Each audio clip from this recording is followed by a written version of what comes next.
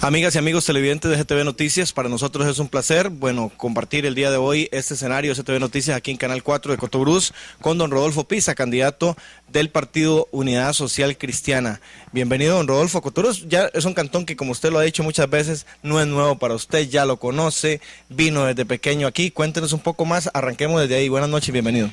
Muchas gracias, buenas noches, Henry, buenas noches a todos los televidentes y un saludo muy cordial y admirable a todos los cotobriceños.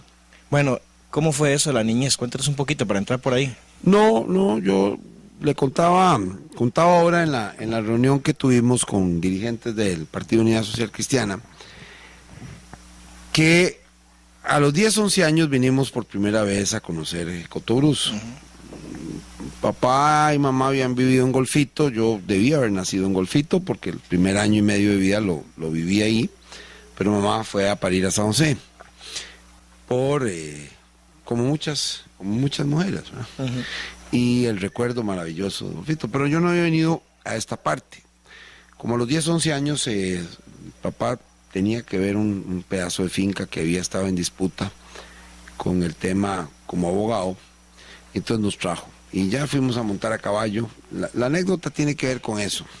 Fuimos a montar a caballo, a mí me tocó un caballo muy chúcaro, o yo pensaba que era muy chúcaro para la mente de un carajillo. Claro. Y entonces al montarme en el caballo, pues el caballo empezó a brincar, dar saltos, y yo pues obviamente me puse a llorar. Y entonces ya me quería bajar del caballo. Y papá no me dejó. Entonces papá andaba a la par y me dijo: no, Rodolfo, usted no tiene derecho a bajarse del caballo. Usted una vez que se monta tiene que tratar de jinetearlo.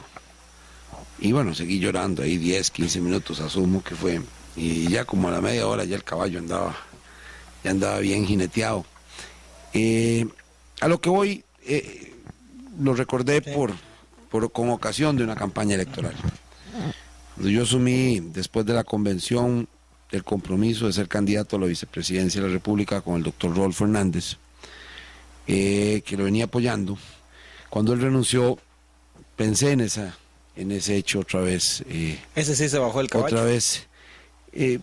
Las circunstancias, yo no entro a calificarlas, lo entiendo, es un tema personal, pero yo a mis adentros dije: bueno, me voy, me bajo o sigo con el caballo hasta el final.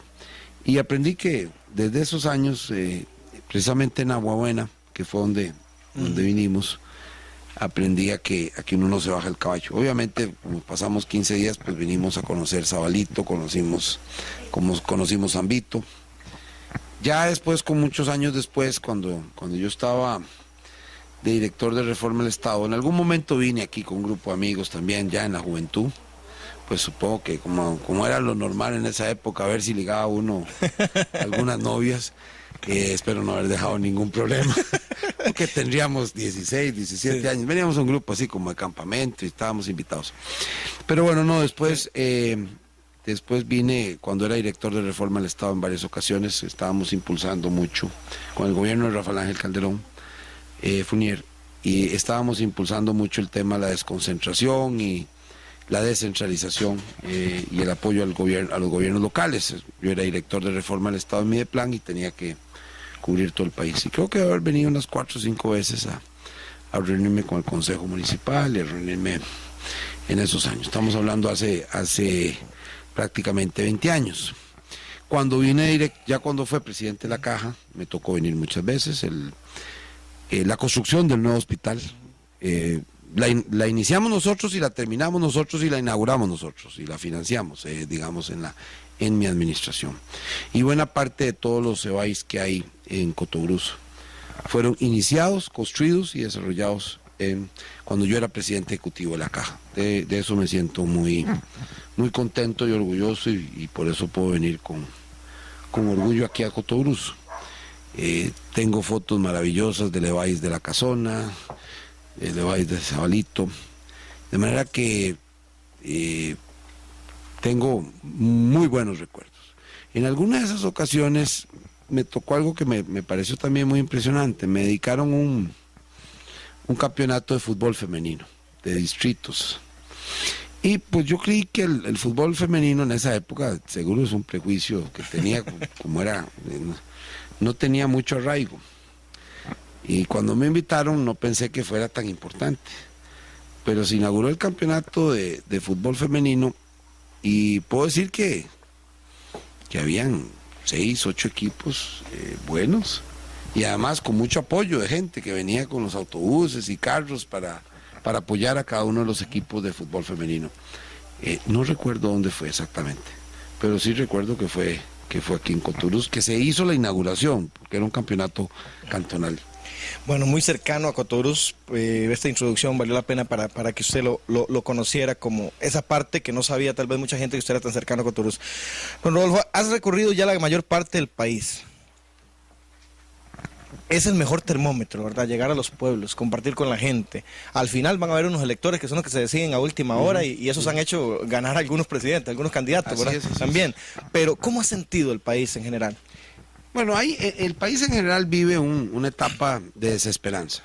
Y yo lo he dicho en varias ocasiones y mientras todos señalan problemas muy concretos y obviamente esa desesperanza es producto de que tenemos el mayor nivel de pobreza, la mayor cantidad de pobres de nuestra historia en este momento, la mayor cantidad de gente desempleada de nuestra historia, lo cual habla de la situación tan grave que tiene el país. Y si eso es en general en el país, es más agudo el nivel de la pobreza y el nivel del desempleo en la zona sur y particularmente también en Cotobruz. Pero digamos que aún con esos problemas y los problemas de la caja y los problemas de la educación y los problemas de los adultos mayores, de los discapacitados, aún que todos esos problemas son fundamentales, el mayor problema que tiene Costa Rica es la desesperanza. Hay poca esperanza. Y claro, eso cuando uno lo observa, que hay poca esperanza en general, eso se traduce en cierta apatía y desesperanza, e incluso hasta de rechazo por la política. Y en ese caso se olvida que la política es el instrumento para recuperar la esperanza. Por supuesto que hay muchas razones para recuperarla. Volvérnosla a creer, los costarricenses tenemos que volvérnosla a creer.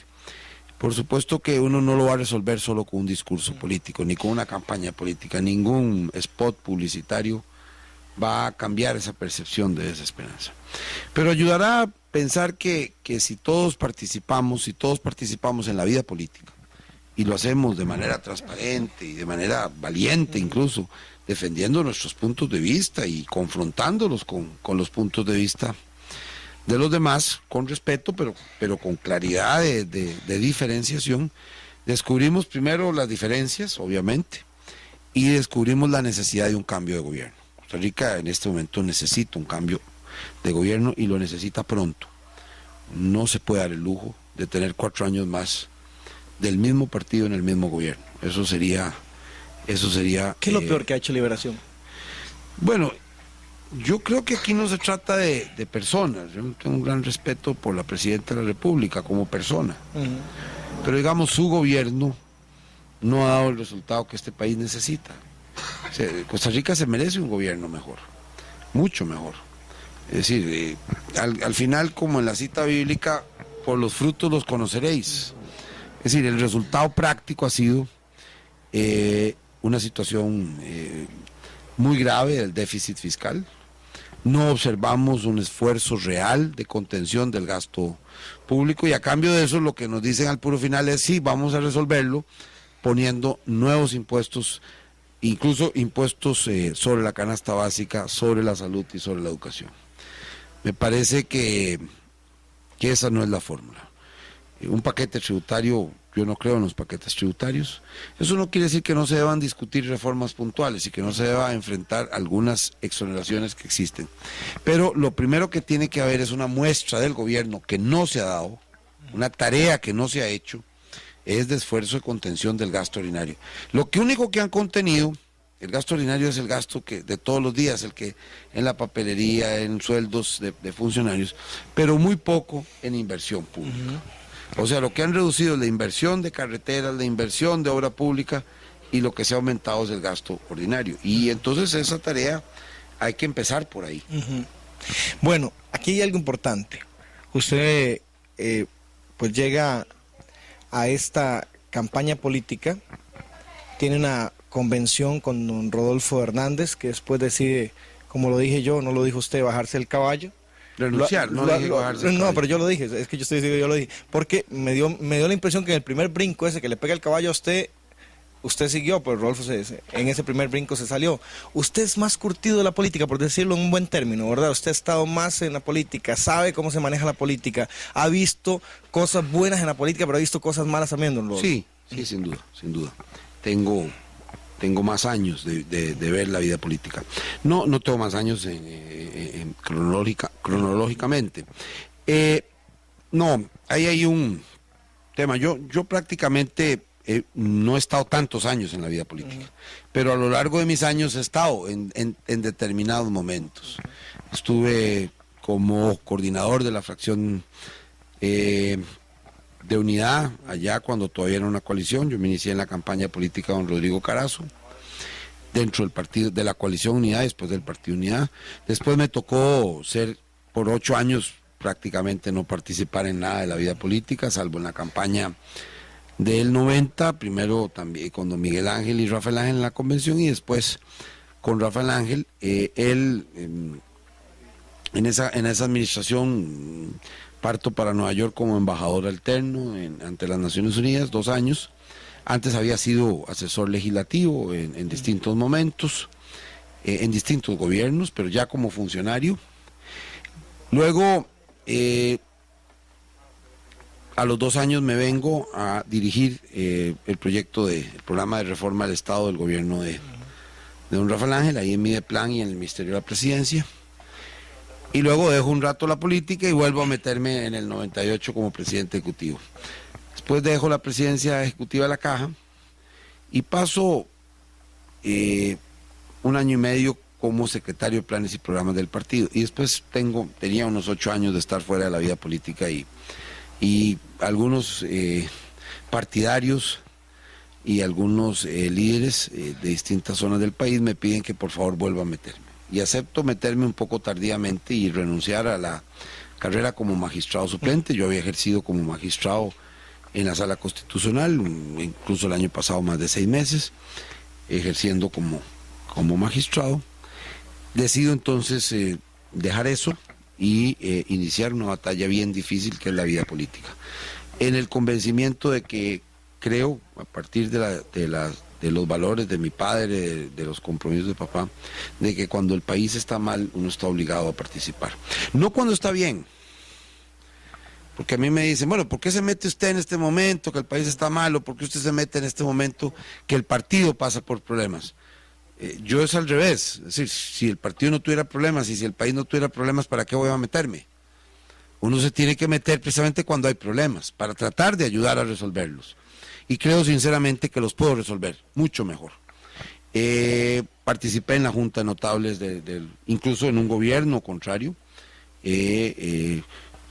con mucha lealtad. Hicieron un buen diagnóstico. Sí, no solo un diagnóstico, sino que más de 100 recomendaciones concretas. Y yo no se han hecho, no se han No. Y yo suscribo todas las que yo suscribí.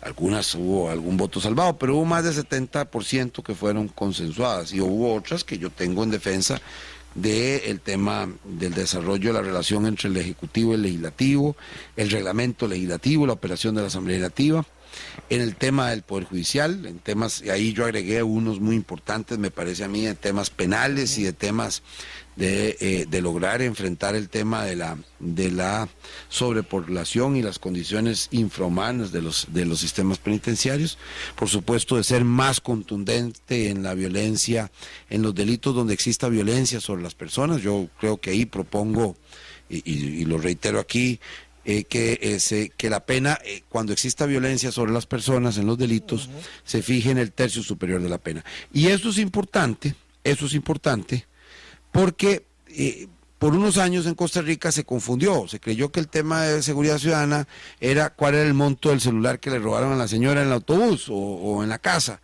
No, el tema es la violencia que ejercieron sobre ella, que probablemente para quitarle el bolso a la señora mayor, la tiraron al suelo, tal vez le rompieron la cadera. Ese es el tema y por eso hay que ser más. Y obviamente el tema de enfrentar más fuertemente la habitualidad, es decir, la reincidencia o la conducta reiterada delictiva.